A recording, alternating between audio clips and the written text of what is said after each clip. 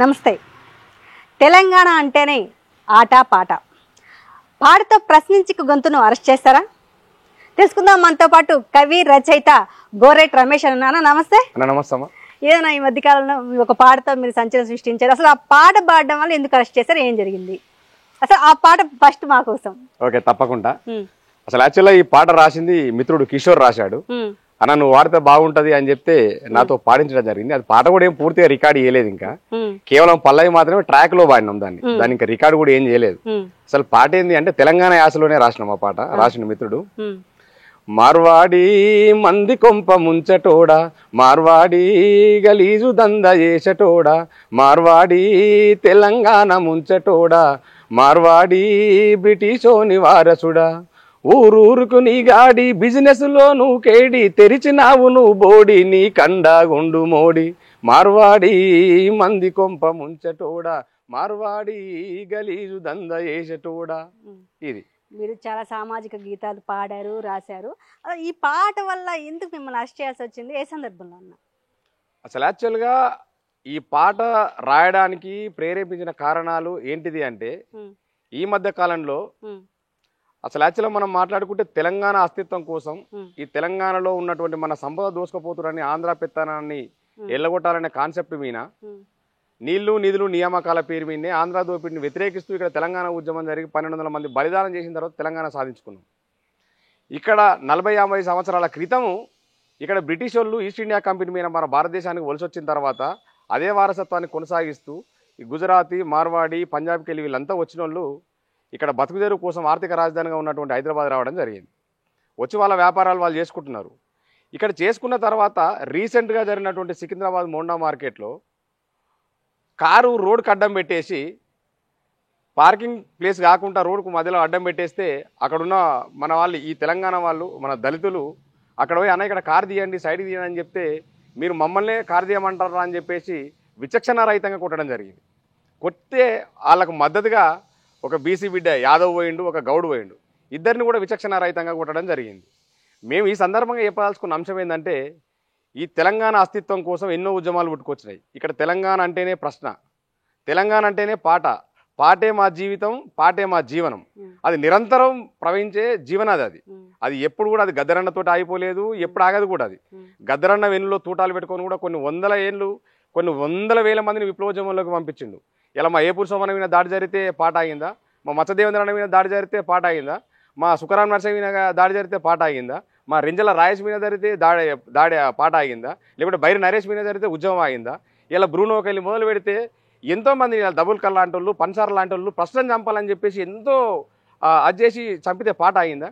ఇక్కడ పాటే ప్రశ్న కాబట్టి ఖచ్చితంగా దీని మీద చాలా ఏళ్ళుగా 5-6 సంవత్సరాలుగా మార్వాడి గోబ్యాక్ అనే నినాదంతో జిలకర సీనన్న కావచ్చు, పృథ్వీరాజ్ అన్న కావచ్చు, తెలంగాణ విటల్ కావచ్చు, పాచం యాదగిరి కావచ్చు, గాలి వినోద్ కుమార్ కావచ్చు, పిడమర్తి రావు కావచ్చు, ఇట్లా ఎంతోమంది, మన ఎంఎఫ్ గోపినాథ్ సార్ కావచ్చు, ఎంతోమంది ఉద్యమాలు చేస్తారు. వాళ్ళు మాట్లాడిన మాట ఎక్కడ కూడా వైరల్ కాలేదు. ఆ మాటలను మేమేం చెప్పాలనుకున్నాం?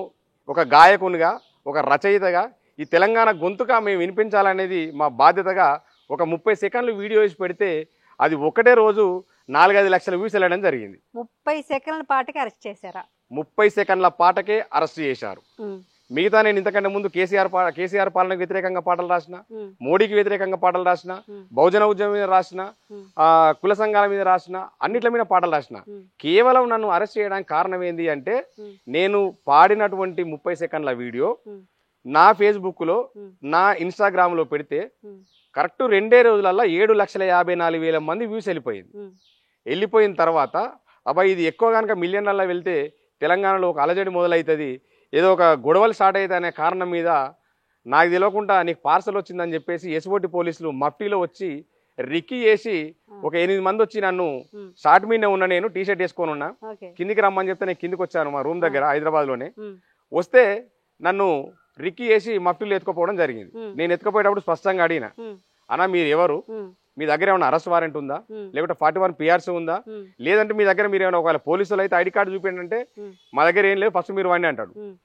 అసలు కనీసం యాజ్ పర్ లా ప్రకారం, లీగల్ ప్రకారం, భారత రాజ్యాంగ చట్టాల ప్రకారం ఒక మనిషిని అరెస్ట్ చేయాలంటే నీ దగ్గర ఎవిడెన్స్ ఉండాలి. దాంతో పాటు నా కుటుంబంలో ఉన్నటువంటి నా భార్య, మా అమ్మ, మా నాయన ఖచ్చితంగా సంతకం తీసుకొని నన్ను తీసుకొని పోవాలి. నేనేం దొంగను కాదు, నేనేం తీవ్రవాదిని కాదు, నేను నక్సలైట్ అంతకంటే కాదు. ప్రజాస్వామ్యంలో ప్రజల పక్షాన నిలబడి ప్రజా గొంతుకై ప్రజా సమస్యల వినా ప్రజా సమస్యల పరిష్కారానికి పాటలు పాడేటోడిని. తెలంగాణ ఉద్యమంలో మా పాట ఉన్నది, ఎప్పుడైనా మా పాట ఉంటది. ఇక్కడ మార్వాడీల మీద మేము చేయడానికి ఏంటంటే ఇది మా అస్తిత్వ ఉద్యమమే. తెలంగాణ మా అస్తిత్వ పోరాటం ఎట్లయితుందో మార్వాడి కూడా మా అస్తిత్వ ఉద్యమమే.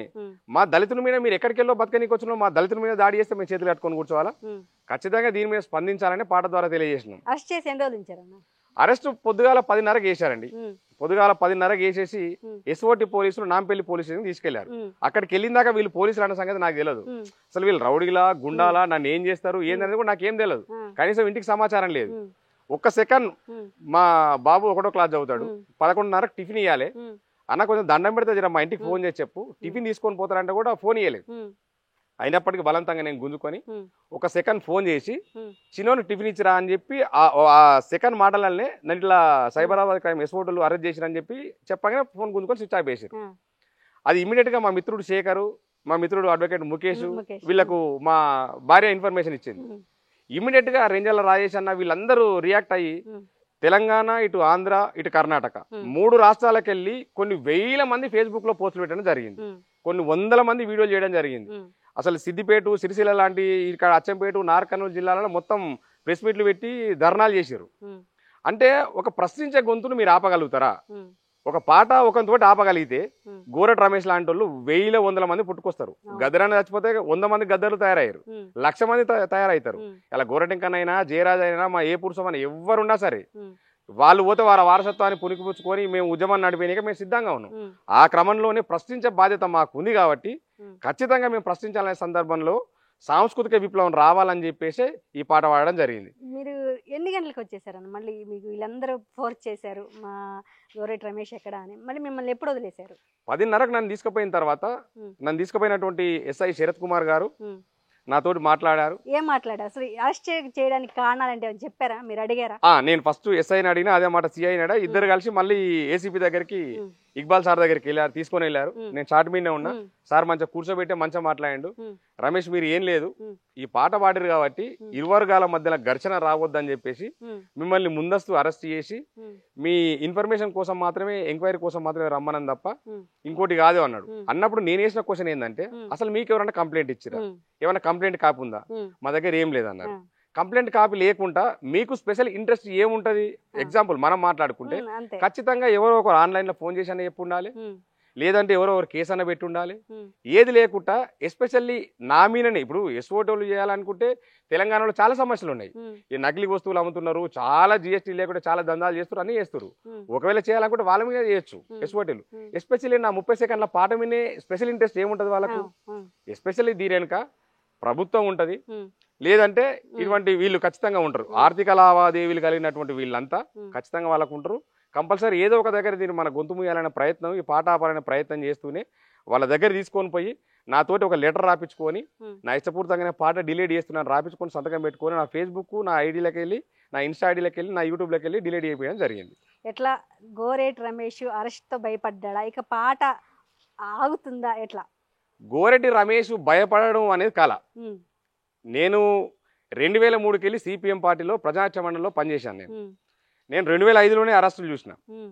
సిపిఎం భూపోరాటంలో కూడా ఉన్నా. నేను అప్పటికే మాబ్నారు ఉమ్మడి మాబ్నారుగా ఉన్నప్పుడు కలెక్టరేట్ ముట్టడి జరిగినప్పుడే నేను అప్పుడే ప్రశ్నించిన, నా మీద దాడి చేసి లాఠీచార్జ్ చేసినప్పుడే. లాఠీలెన్ని విరిగినా తుటాలెన్ని విసిరినా ఆపలేరు ఉద్యమాన్ని ఎంతమంది వచ్చినా. ఇప్పుడు కాదు, నేను 2004 రాసి పని. ఈ పాట ఒకరితోటి ఆగిపోతుంది అనేది అబద్ధము. పెన్నుల వీణ మన్నులు వేస్తే గన్నులై మొలకెత్తాయని చెప్పేసి మా గోరటింకన్న లాంటి వాళ్ళు ఎంతో మంది పాటలు రాసిర్రు. ఇలా అదే వారసత్వాన్ని పురుగు తెచ్చుకొని ఇలా మేము తెలంగాణ ఉద్యమంలో పాల్గొన్నాం.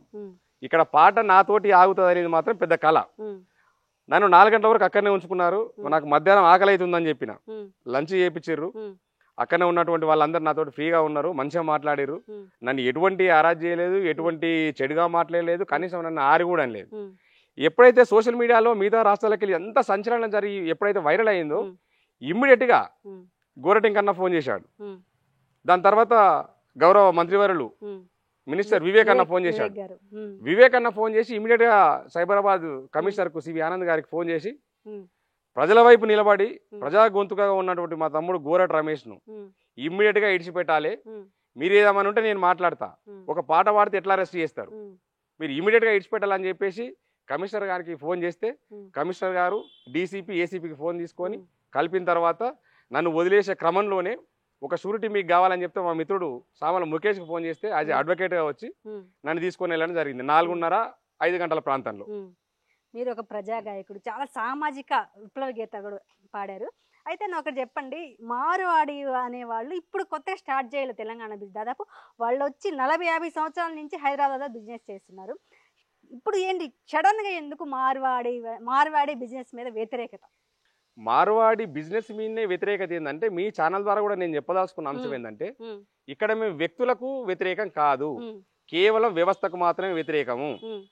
మార్వాడుళ్ళు గుజరాతుళ్ళు అక్కడికి వెళ్ళి ఇక్కడ వలసొచ్చి 40-50 ఏళ్ళుగా ఇక్కడ ఉన్నప్పటికీ మన దాడి దళితుల మీద చేసిన తర్వాతనే మేము రియాక్ట్ అయినాం. ఇండైరెక్ట్ గా ఇంటర్నల్ గా 5-6 సంవత్సరాలుగా ఈ ఉద్యమం నడుస్తూ ఉంది. ఇక్కడ మేము వ్యతిరేకించే అంశం ఏంటంటే యాజ్ ఎ లీగల్ గా గవర్నమెంట్ కు ట్యాక్సీలు పే చేస్తూ state GST, central GST 12%, 18%, 30% GST pay చేసుకుంటూ మీరు దందాలు చేసుకోవచ్చు. వీళ్ళు ఫోన్పేలు వాడరు, గూగుల్ పేలు వాడరు, ఓన్లీ క్యాష్ ట్రాన్సాక్షన్ చేస్తారు. ఇక్కడ తెలంగాణలో మా ఆర్థిక లావాదేవీల మీద దెబ్బ కొడుతూ ఇక్కడ ఆర్థికంగా వాళ్ళు స్థిరపడుతూ బలపడుతూ వాళ్ళు పెట్టుకునే షాపులలో వాళ్ళనే ఎంప్లాయీగా పెట్టుకుంటారు. ఇక్కడ మనకు ఆర్థికంగా ఎదగడానికి అవకాశం లేదు, ఎంప్లాయ్మెంట్ అంతకంటే లేదు. వాళ్ళు ఇక్కడ దందాలు చేసుకొని ఇక్కడ సంపాదించుకున్న డబ్బులు తీసుకొని పోయి అక్కడ పెట్టుబడులు పెడతారు. ఇక్కడ ఇదే తెలంగాణలో మా హిందూ కోమటోళ్ళు ఇక్కడ చాలా మంది చిన్న చిన్న దందాలు పెట్టుకొని ఊర్లలో మార్వాడోళ్ళు లేకముందుకు చిన్న చిన్న కొట్లు పెట్టుకుంటే మనకు ఉదరిష్టోళ్ళు ఉప్పు పప్పు నూనె కారం అన్నీ తెచ్చుకుంటోళ్ళం. వాళ్ళు సగోకు ఇవ్వలేవు రేపిస్తుంటే ఊకుంటోళ్ళు, కానీ వీళ్ళు డబ్బులు ఇచ్చిన దాకా వస్తువు లేరు. ఇలా చిన్న చితక దందాల మీద వాళ్ళ పుట్ట మీద కొట్టి వాళ్ళ జీవనాధారం లేకుండా చేసింది ఎవరు? ఇలా మార్వాడోళ్ళు కాదా? ఎక్కడనో మారుమూల పల్లెలకు తీసుకొని పోయి నువ్వు ఎక్కడికి వెళ్ళి 2 నెంబర్ మాల్ తీసుకొని వచ్చి ఇక నువ్వు పల్లెలు అమ్ముతున్నది నిజం కాదా? ఇలా ఇంటీరియర్ ప్లేస్ కావచ్చు, ఇంటీరియర్ వర్క్ కావచ్చు, ఎలక్ట్రికల్ వర్క్ కావచ్చు, నువ్వు దాంతోపాటు నువ్వు స్వీట్ బండ్లు, జిలేబీలు, సమోసాలు, మిక్సర్ బండ్లు, గప్చుప్లు, ఈ మొత్తం ఇక్కడ ఉన్నటువంటి మన కల్చర్ను కూడా ఇక్కడ మన బతుకమ్మ బోనాలు మన తెలంగాణ కల్చర్ ఉంటే దాని ఆట తీసుకొచ్చి ఇక్కడ మనకు అంటగట్టారు. ఇది కల్చరల్ మూమెంట్లో సంస్కృతిని కూడా విధ్వంసం చేస్తున్నారు. కాబట్టి ఖచ్చితంగా ప్రశ్నించే గొంతుగా కంపల్సరీ మేము ఉండాలనే ఉద్దేశంతో మన దాడిని ఇన్స్పైర్ తీసుకొని చేయడం జరిగింది. ఎలాంటి సంస్కృతి విధ్వంసం చేస్తున్నారు మార్వాడీలు? ఇప్పుడు ఇక్కడ తెలంగాణలో మన బతుకమ్మ బోనాలు మన తెలంగాణ సంస్కృతి, మన తెలంగాణ కల్చర్. దాండియా మన సంస్కృతి కాదు. ఎవరు తీసుకొచ్చారు? ఇయ్యాల మంచిగా కోలాటలు ఆడుకొని మంచిగా నడుము ఓనీలు కట్టుకొని చున్నీలు వేసుకొని జానపద పాటలు పాడుకుంటూ వేసుకుంటోళ్ళు. ఇలా దాండియా వచ్చిన తర్వాత ఏమైంది? మొత్తం టీక్ టాక్ వేసుకొని మేకప్ వేసుకొని మొత్తం ఇట్లా నడువు లొంగకుండా కోలాటం వేస్తున్నారు. ఇది మన కల్చర్ విధ్వంసం కాదా? ఈ సంస్కృతిని విధ్వంసం కాదా ఇదంతా? అసలు నార్త్ కల్చర్ను మొత్తం సౌత్కు రుద్దేసి ఇక్కడ ఇంకొక 10 సంవత్సరాల తర్వాత ఆంధ్రోళ్ళు ఏదైతే ఆక్పై చేసుకున్నారో ఇక్కడ సేమ్ మార్వాడీలు కూడా హైదరాబాద్ ఆక్పై చేసుకున్నారు ఆల్రెడీ. ఇలా రాజసింగ్ లాంటి వాళ్ళు ఇక్కడ వచ్చిన తర్వాత వాళ్ళ ఓట్లు వాళ్ళే వేసుకుంటారు, వాళ్ళ ఓట్లు మిగతా వాళ్ళకి ఏరు, వాళ్ళ బిజినెస్ వాళ్ళే చేసుకుంటారు, మిగతా వాళ్ళకి బిజినెస్ చేయరు. మార్వాడీలు పోతే ఒక రేటు ఉంటుంది, మనం పోతే ఒక రేటు ఉంటుంది.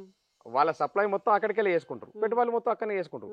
ఇక్కడ తెలంగాణలో ఉన్నోళ్ళు ఇక్కడ తెలంగాణలోనే ఖర్చు పెడితే ఇక్కడనే ప్రభుత్వానికి ఆదాయం వస్తుంది, తెలంగాణ రాష్ట్ర అభివృద్ధి జరుగుతుంది.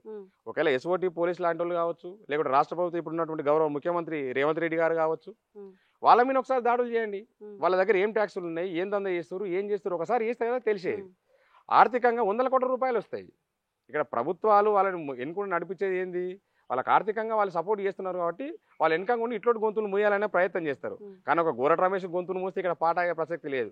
నేను ఒక్కరిని పోయి అరెస్ట్ కాగానే 2-3 రాష్ట్రాల్లో మొత్తం సంచలనం అయింది. దాని తర్వాత ఒక 10-15 పాటలు వచ్చినాయి ఆల్రెడీ, రేపు మాపో రిలీజ్ అయితే అవన్నీ. ఆ పాట నన్ను ఒక్కని ఆపితే మిగతా పాట ఆగదు కదా. తెలంగాణ అంటేనే పాట కాదు, ఇక్కడ తిరుగుబాటు స్వభావం ఇది. ఇక్కడ ఎన్నో ఉద్యమాలకు పురుడు పోసుకుంది. ఇక్కడ ఎర్రజెండా ఉద్యమాలు ఉండేది, నిజాం తారీఖున్న స్టేట్ ఇది. అంత ఈజీగా ఇక్కడ పాటను మూయాలనే ప్రయత్నం చేస్తే ఆగే ప్రసక్తి ఏముండదు. ఇక నుంచి గోరెటి రమేష్ ఉద్యమం ఎలా ఉండబోతుంది? గోరెటి రమేష్ ఉద్యమం ఎప్పుడైనా ప్రజల వైపు ఉంటది, ప్రజాపక్షమే ఉంటది, ప్రజల కోసమే ఉంటది, ప్రజలతోనే ఉంటది. అది ఏ ఉద్యమం అయినా సరే, తెలంగాణ అస్తిత్వాన్ని కాపాడే ఉద్యమైనా, ప్రజా సమస్యల ఉద్యమైనా, పీడిత వర్గ విముక్తి కోసమైనా సరే, ఎర్రజెండా పోరాటం అయినా సరే, సామాజిక ఉద్యమం అయినా సరే, దళిత సంఘాల ఉద్యమం అయినా సరే, బహుజన ఉద్యమ పాటలైనా సరే, గోరెటి రమేష్ గొంతు ఎప్పుడు ప్రజల వైపే ఉంటది. ఖచ్చితంగా స్పందిస్తూనే ఉంటాం. ప్రతి సమస్య పరిష్కారం కోసం ఖచ్చితంగా మా గలం ఎత్తూనే ఉంటాం, మా కలంతో రాస్తూనే ఉంటాం, ఖచ్చితంగా దీని మీద ఉద్యమం చేస్తూనే ఉంటాం. గోరేట్ రమేష్ గొంతుక ఎప్పుడు ప్రజల వైపే ఉంటుంది అంటున్నారు. ఈ రోజు గోరేట్ రమేష్తో ఇది స్పెషల్ ఇంటర్వ్యూ. Thank you.